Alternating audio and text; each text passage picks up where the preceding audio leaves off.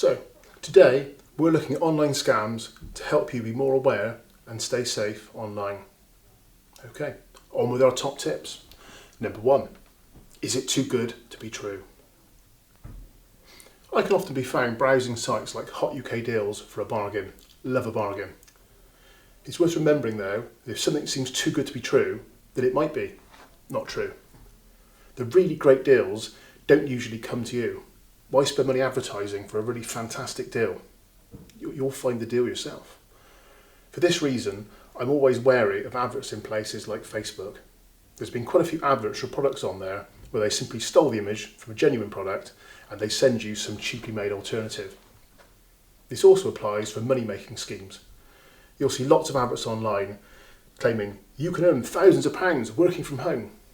These are invariably scams of some sort. Don't forget, your details have value. If you hand over your credit card details for a free offer, they may end up charging you later. But scammers will use any of your details they can to steal your identity. So do be careful signing up for freebies online. Number 2, buying online.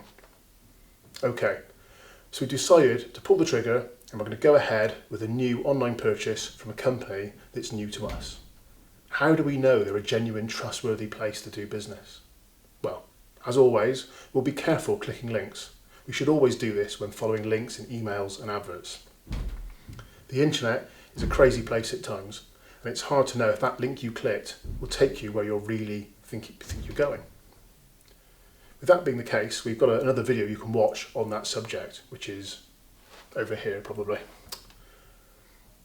If the advert's on a place like Facebook, you can bet the first thing I'll be doing is scrolling through the comments and seeing if somebody else thinks it's a scam and why. Okay, we've done that and we've decided to go ahead. We're now going to search for that website, that name, on our preferred search engine. Have a little nose around. We may well find in the search results horror stories from people who've been scammed. Once we're there and we've decided on the actual website, we can go through and check their returns policy, their terms and conditions, and then finally we can check on third-party sites like Trustpilot. The reason I do this is that websites can alter or choose which reviews to show you. I would never trust reviews about the company which they put on their own website.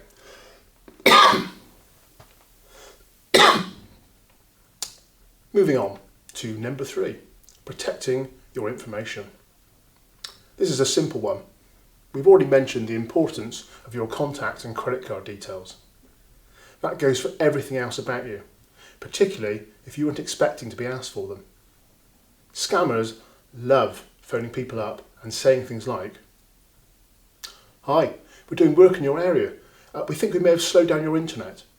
Could you go on your computer for us and just install some software so we can check what's happening?" Or maybe something like, "Hi there, we're your TV provider. I'm afraid we've noticed some unusual activity on your account. To be safe, could you confirm your bank details for us?" Once these callers get you talking, they'll be trying to get you to hand over credit card details, install malicious software, or get other personal information from you.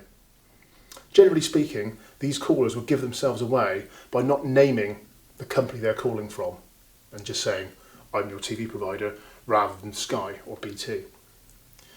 The other way to spot scams is that your companies you deal with should never, ever call you up and ask for your credit card details or ask for your password. In general, always be extra suspicious when someone contacts you instead of you calling them.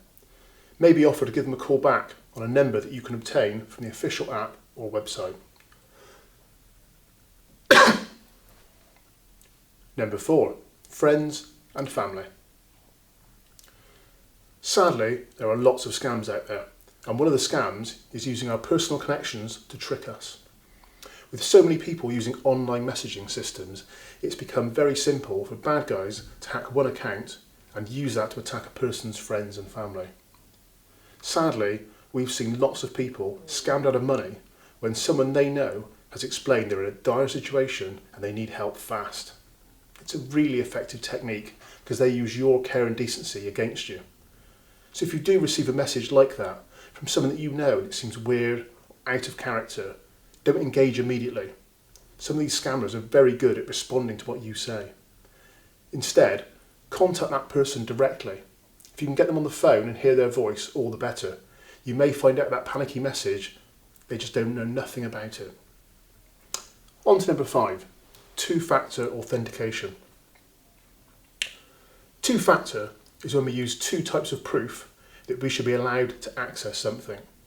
Think of it as going to a building and using a password, but the security guard checking your ID at the same time. In that example, a secret handshake wouldn't work instead of the ID badge. If someone could learn about that password, they could also learn about the handshake. One of the factors needs to be something you know, like the password, and something you have, like a device or mobile phone. The authentication could be as simple as them sending a text to you to prove you have the mobile phone, or maybe log into an app, or use a special hardware device from your bank. This makes the whole process much more secure. Always try to have the most important parts of your identity protected by a second factor. Things like your banking, your social media, and your email. And one last thing, gambling. It's totally up to you if you want to gamble responsibly, but please think about what you're doing when you do some online. If you play against a random machine, roulette, something like that, there are laws about how often they must pay out and how the system works. But that's not the same if you're playing against human opponents over the web. There have been lots of incidents of people playing poker online, and it turns out that everyone else in that poker room, they're all computers. It's really hard to beat a computer at poker. Their poker face is just,